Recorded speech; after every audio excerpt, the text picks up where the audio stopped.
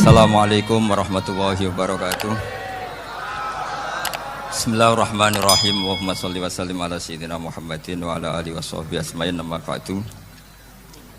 Min azimi fadliha kasratu asma'iha wa fadail ukhra. Ini cerita dramatisnya surat Al-Fatihah. Qala Abu Hurairah radhiyallahu anhu inna iblisa ranna khina unzilat Al-Fatihah. Jadi iblis itu begitu kesakitan. Ini kitab Abwaabul Farad karangannya Sayyid Muhammad Alawi, juga kutipan dari beberapa kitab. Yang jelas beliau sendiri juga ngutip dari beberapa riwayat di beberapa hadis. Halaman 123. Ketika Fatihah turun itu iblis kesakitan. Kayak orang sakit gigi lah, tersiksa sisanya karena turunnya surat apa? Al-Fatihah. Artinya kalau Anda baca Fatihah dijiwai, maka Anda melemahkan setan, melemahkan iblis.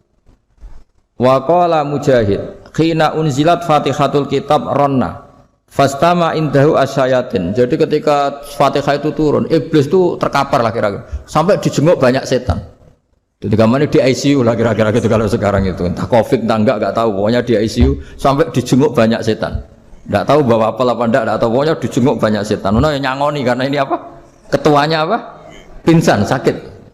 Jadi iblis itu sakit sampai dijenguk anak buahnya setan-setan. Ya, semoga kalian semua tidak kenal setan. Kalau kenal berarti teman, apa? Wa qalu misla dzalik. Wa qala lahum laisa mimma taquluna syai'un walakin unzilat suratun laisa ajru qailiha illa an harramahu alaihi nar jahannam. Saya ini bukan sakit fisik kata iblis. Kamu tidak usah jenguk saya, datangkan dokter terbaik, tidak usah. Saya ini tidak sakit fisik. Saya ini sakit karena ada surat yang diturunkan, yang pahala yang melafadzkan surat itu pasti selamat dari neraka. Padahal misi terbesar saya ini supaya manusia masuk neraka. Sekarang punya tamengnya. Wah, pusing kan? Ya seperti orang lah, goda sampean ternyata sampean setia, itu kan pusing. Nah ternyata tidak setia, itu yang akhirnya ribet kan itu.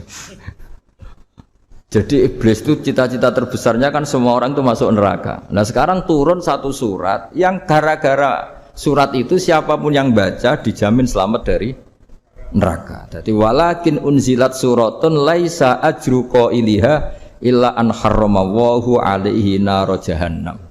Karena jadi dia shock lah, kalau orang di Jawa itu bilang shock. Aduh, sial nasib saya ini umat enggak bisa saya goda lagi karena punya tamengnya tadi punya. Qad batala kaidukum wa makrukum. Rekayasa kalian sekarang itu tidak ada gunanya semua. Nah, ini alhamdulillah di Indonesia kelihatan kan banyak yang miskin, banyak yang susah. Tapi selagi mereka masih sholat, tuh keinginan mencari halal itu masih tinggi. Kayak apa kita di tengah kota, jauh dari anak istri, jauh dari tetangga. Biasanya kalau orang jauh dari anak istri, tetangga kan sakar PDW. Tapi yang soleh masih banyak, sudah jauh dari keluarga tetap lurus. Loh, kalau yang dekat lurus kan wajar, konangan wong akeh kan. Ini sudah jauh masih lurus. Nah ini nggak lepas dari barokahnya surat apa? Surat Fatihah tadi. Jadi karena ada surat yang menjamin pelafalnya atau qailiha terbebas dari api neraka. Wa qalat as-sayatinu lahu is ayyusa'in ta'muruna ya maulana. Faqala lahum idhabu wajtahidu hatta tukhfilu qulubahum hatta la yaqulu hadhihi surah. Lalu kita gimana? Jari para setan itu. Lalu kita gimana? Terus kata iblis, sudah bikin mereka lupa sehingga tidak baca lagi. Selagi masih baca kita pasti keok.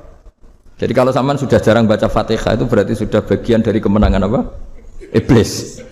Jadi kalau sampean sudah jarang baca Fatihah itu berarti bagian dari kekalahan Anda, kemenangan iblis. Masih sering baca? Berapa kali? Terus apa lagi?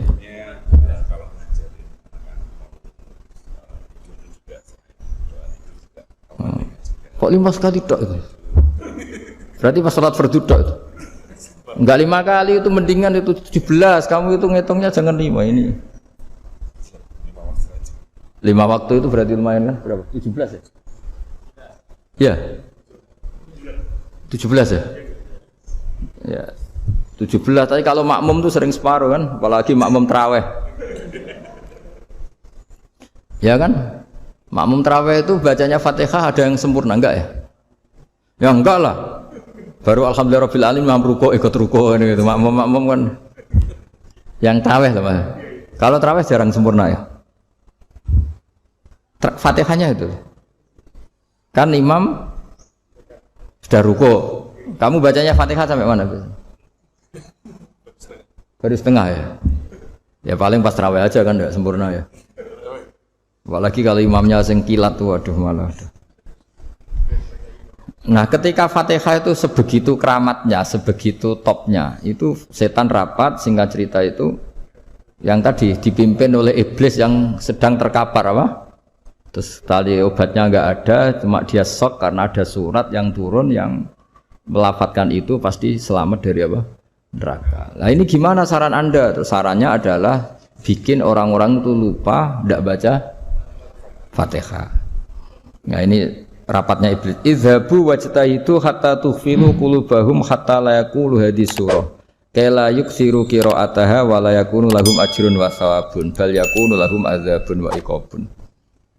Jadi saya mohon selama ini Anda sudah baca, tapi mungkin hanya rutin saja. Napa rutin saja? Jadi barokahnya ngaji ini kamu punya kekuatan atau punya semangat membaca karena ini surat yang luar biasa. Ibarat gini, kalau sampean tanya, saya juga sering mikir, masa Gus hanya surat kok punya kekuatan seperti itu? Di dunia ini kata Allah, mulai Nabi Adam sampai kiamat, nggak ada yang bisa menandingi kekuatan kalimah. Kalimah itu kata-kata. Nggak ada yang bisa menandingi kata-kata. Misalnya Anda nge-grab, berangkat istri cuek, berangkat cuek. Itu beda dengan ketika meskipun satu kalimat. Wes Pak, muga-muga dilindungi pangeran, mungkin jenengan selamat. Itu menjadi teduh dan semangatnya luar biasa karena kayak mendapat support. Jadi kira-kira kalimat itu hubungannya kita dengan Allah, Fatihah itu seperti itu. Kamu melafadzkan satu kata-kata yang dibenarkan langit bumi, dibenarkan aras, dibenarkan malaikat, dibenarkan semua penghuni di dunia ini. Sehingga itu efeknya luar biasa. Itu seperti gini ya, kamu cerai sama istri, terus nikah lagi katut babon. 10 tahun anak kamu dididik, ibunya benci kamu. Dan memang Anda layak dibenci. Duit. Dan sampai nggak pernah manggil kamu Pak. Suatu saat kamu tentu rindu kan ingin dipanggil bapak oleh anak kamu. Suatu saat anak ini manggil kamu Pak E. Itu senengnya bukan main, hanya sebuah kata-kata. Makanya kadang-kadang orang itu tanya sama kiai, ijazah lafadz ini gunanya apa sih? Itu ijazah-ijazah itu untaian kata-kata. Yang kata-kata ini dibenarkan langit dan bumi dan aras dan para malaikat sehingga efeknya itu luar. Nah ibarat seperti itulah, kamu melafadzkan Fatihah itu melafadzkan kata-kata yang dibenarkan Allah dan Rasul dan semua malaikat, semua penghuni langit. Maka ini efeknya pasti luar. Nah di sini lah orang-orang dulu itu tahu keramatnya itu sehingga ketika melawan Belanda, melawan Jepang dulu itu kalimat-kalimat itu menjadi mantra yang luar biasa. Doa yang luar biasa. Tapi di era modern karena orang sudah tidak ngerti itu, dianggap itu mantra, jimat, khurafat, bid'ah, waduh ribet menemal. Sebetulnya tidak seperti itu. Memang kata-kata ini kekuatannya luar biasa. Sama kesakitan hati kamu juga karena itu. Ngojek wangilan ya. Lha Pak di bojo kok kowe gagah tok kere. Wah, iku seling terus mesti. Padahal kalimat itu kan tidak melukai secara fisik, tapi apa kerjanya sesuk saras-sarasen. Karena terus dengan pengadilan seperti itu kan, ngapain kerja demi perempuan yang seperti ini? Lagi-lagi kata-kata ini luar. Nah bayangkan kalau kata-kata itu adalah kalimat yang diajarkan Allah lewat Rasulnya, lewat malaikat Jibril. Kayak apa kekuatannya? Lah kira-kira Fatihah itu gitu. Kalimat yang baik, kalimatan thayyibah diajarkan oleh Allah dan Rasul. Kayak apa kira-kira kekuatannya? Pasti luar biasa. Wong support yang dikatakan istri kita, anak kita aja luar biasa, apalagi ini support yang diajarkan Allah dan Rasul. Ya makanya saya mohon kalau baca Fatihah, baca kalimat-kalimat thayyibah ketika sholat itu dijiwai. Ya misalnya Rabbana lakal hamdu mil'us samawati wa mil'ul ardi wa mil'u ma syi'ta min syai'im. Engkau zat yang layak dipuji dan pujian ini memenuhi langit dan bumi. Karena kita tahu nggak ada sejengkal di alam raya ini kecuali di situ ada rahmat Allah. Misalnya kamu bisa lewat sampai rumah saya, kamu mungkin anggap biasa saja. Coba kalau ngalami likuifaksi, tahu-tahu bumi ini ambles, bisa ngelewati yang likuifaksi itu luar Tanyakan orang pernah ngalami likuifaksi di Sulawesi, itu melihat bumi bisa diinjak nggak ambles itu, wah luar. Dan sampean nggak ngalami itu sehingga lewat bumi ya biasa aja. Coba kalau ngalami seperti tidur, ya biasa aja. Coba kalau ada gempa, bahwa bumi tenang ini sudah nikmat yang luar biasa. Masa kamu ngakui nikmat nunggu digituin? Ya kan? Nah, makanya baca Fatihah dijiwai lah bahwa ini kalimat yang luar biasa. Saya teruskan.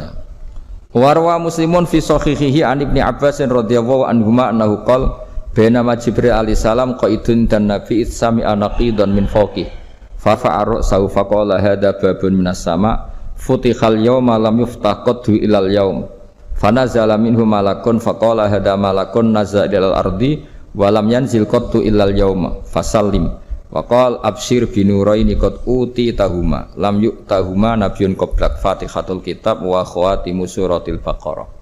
Jadi suatu saat Jibril ini jagongan lah kira-kira gitu sama Rasulullah. Tahu-tahu langit itu gemuruh. Langit gemuruh kata Jibril terus semuanya ngangkat kepala ke langit. Ini pintu langit baru ini dibuka, yang sebelumnya tidak pernah dibuka seperti ini. Turunlah malaikat, yang malaikat ini pun malaikat spesial, yang enggak malaikat murahan lah kira-kira gitu, yang enggak pernah turun ke bumi kecuali juga saat itu. Dengan penyambutan yang luar biasa, dengan semuanya tidak pernah terjadi.